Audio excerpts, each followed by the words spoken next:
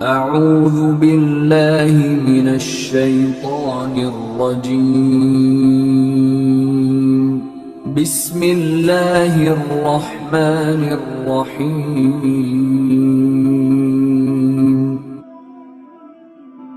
نزہۃ المجالس کے اندر بڑی زبردست بات لکھی ہوئی تھی، بہت پیاری شاندار قسم کی، کہ بندہ ایسا ہی تھا۔ آج شیطان بھی ورغلاتا ہے کہ آپ اول وقت کے اندر جاؤ گے، پہلے جاؤ گے تو گاہک چلا جائے گا، کسٹمر چلا جائے گا، کاروبار میں نقصان ہوگا۔ یہ شیطانی وسوسے ہیں۔ یہ کیا ہیں؟ اور جمعہ کے اندر نبی کریم علیہ السلام کی دوسری حدیث پاک مجھے یاد آ گئی کہ جمعہ کے اندر ہوتا بھی ایسے کہ جمعہ والے دن فرشتے مسجدوں کی طرف آ جاتے ہیں اور شیاطین بازاروں میں آ جاتے ہیں۔ فرشتے مسجدوں کے اندر آ جائیں گے اور شیاطین جو ہوں گے اور ان کے چیلے جو ہوں گے وہ بازاروں کے اندر ہوں گے، اور وہ کیا کریں گے؟ فرشتے بندوں کو مسجد کی طرف بلائیں گے اور وہ بندوں کو بازاروں میں مشغول کریں گے، اور وسوسے خیالات کہ ابھی ٹائم ہے، ابھی ٹائم باقی ہے، ابھی چلے جانا، ابھی بہت سارا ٹائم باقی ہے، حتیٰ کہ وہ دوسری اذان ہوتی ہے تو پھر اس وقت دوڑ لگنا شروع ہو جاتی ہے۔ یا آپ یہ سوچ لیں کہ یہ آپ نہیں کر رہے بلکہ شیطان ہی کرواتے ہیں۔ ہم نہیں کرتے، شیطان ہمارا پیچھا کرتے ہیں۔ کیا کرتے ہیں؟ شیطان ہمارا پیچھا کرتے ہیں، اور وہ یہ کہتے ہیں کہ تو اپنے کام میں مشغول رہے، یہ کام بھی نمٹا لے، یہ بھی نمٹا لے، یہ بھی نمٹا لے، یہ حتیٰ کہ بندہ ساری زندگی کام کرتا رہتا ہے، کام نمٹتے نہیں ہیں، کبھی بھی نہیں نپٹتے۔ تو ایک شخص ایسا ہی تھا سمرقند کے اندر۔ جمعہ کا وقت ہو گیا، اب جمعہ کے وقت میں 2-3 کام اس کو یاد آ گئے۔ 2-3 کام۔ کیا کام بھائی؟ ایک کام اسے یہ یاد آیا کہ میری جو سواری ہے وہ بھاگ گئی ہے، اس کو میں نے پکڑنا ہے۔ ایک یہ کام یاد آ گیا۔ دوسرا اس کو کام یہ یاد آیا کہ میں نے اپنے گھر میں راشن لا کے دینا ہے، یعنی دانے اس نے رکھے، گندم رکھی چکی کے اوپر، وہ پسوانی ہے اور گھر میں بھیجنی ہے، یہ کام۔ تیسرا کام اس سے جو یاد آیا نا، تیسرا کام وہ یہ کہ اپنی کھیتی کو میں نے پانی بھی لگانا ہے۔ اب یہ شخص سوچنے لگا، اوپر سے اللہ اکبر اللہ اکبر، نماز جمعہ کی صدا بھی آ گئی۔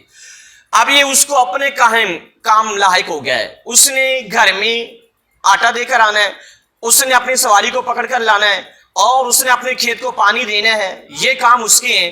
اب ادھر سے اللہ تبارک و تعالیٰ کے گھر سے صدا بھی آ گئی کہ بندے آ جا، سارے کام چھوڑ کر اللہ کے حضور کھڑا ہو جا۔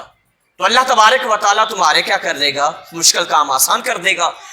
اب وہ بندہ سوچنے لگا۔ اب سوچتا اس نے فیصلہ یہ کیا کہ میں نے کوئی کام بھی نہیں کرنا، میں نے بس اللہ تبارک و تعالیٰ نے جو مجھے صدا آئی ہے نا، میں نے اللہ تبارک و تعالیٰ کی اس صدا پر لبیک کہتے ہوئے اللہ کے حضور جانا ہے، اور جا کر جمعہ بھی سننا ہے، تقریر بھی سننی ہے، خطبہ بھی سننا ہے، اور بعد جماعت نماز بھی ادا کرنی ہے۔ اس نے یہ ذہن بنا لیا۔ اب یہ اس نے نا اللہ تبارک و تعالیٰ کی مدد لے کر چل پڑا مسجد کی طرف۔ تو مسجد کے اندر آ گیا، پیچھے سے پیغام اس کو آیا، اس کے ہمسائے نے پیغام دیا کہ اپنی کھیتی کو پانی تو نے لگانا ہے تو آ کر لگا لے، وگرنہ تجھے دوبارہ پانی ملے گا نہیں، ملے گا تجھے پانی ملے گا 1 مہینے کے بعد، بہت ٹائم کے بعد، اور جب تک تیری کھیتی کیا ہو جائے گی؟ جل کر راکھ ہو جائے گی۔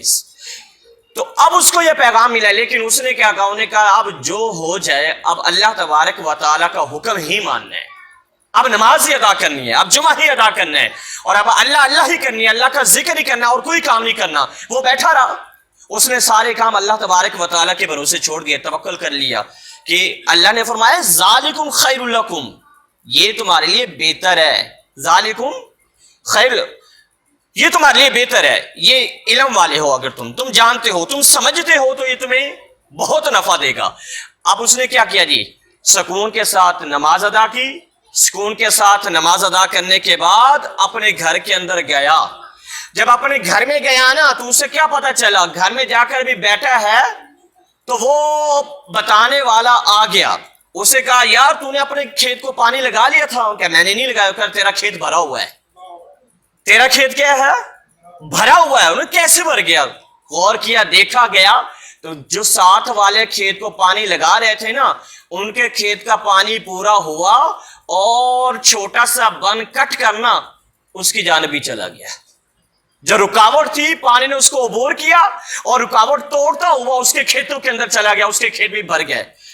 اور گھر پہنچا تو بیوی نے بھی بتایا کہ ہمارا گندم جو آپ نے چکی کے اوپر پسوانے کے لیے رکھی تھی وہ آٹا پس کے گھر پہنچا. ان کا گھر پہنچ گیا، آپ لے کے آنے کے؟ نہیں. انہوں نے کہا کیسے پہنچ گیا؟ یہ شخص ایک جا رہا تھا اپنا آٹا لے کر، تو وہ بھولے سے ہمارا بھی آٹا اٹھا کر لے آیا تھا. اور پھر جو سواری بھاگ گئی تھی اس کا کیا بنا؟ میں سواری دیکھی تو سواری اپنے گھر میں موجود ہے. جو بھاگ گئی تھی، جو بھاگ گئی تھی سواری گھر کے اندر موجود تھی. تو پتہ چلا بھی سواری کیسے آئی؟ تو پتہ کیا نا تو پتہ یہ چلا کہ سواری کے پیچھے بھیڑیا لگ گیا تھا جو اس کے گھر تک چھوڑ کر گیا سواری کو. تو سارے کام، تینوں کام جب اس نے اللہ کے حضور اپنے آپ کو جھکایا، اللہ تبارک و تعالیٰ کی بارگاہ میں آیا، اللہ تبارک و تعالیٰ نے بھیڑیوں کو بھی اس کی مدد کے اوپر لگا دیا کہ بھیڑیا اس کے گھر میں سواری کو چھوڑ کر گیا اور آٹا بھی خود بخود اس کے گھر کے اندر پہنچا. لیکن یہ ہوتا اس وقت ہے کہ جب بندہ کیا کر لے، یقین سے، توقع سے یہ کام کرتا ہے، پھر اللہ تبارک و تعالیٰ کی غیبانہ مدد کیا ہوتی ہے؟ بندے کے اوپر نازل ہوتی ہے، غیبانہ مدد نازل ہوتی ہے.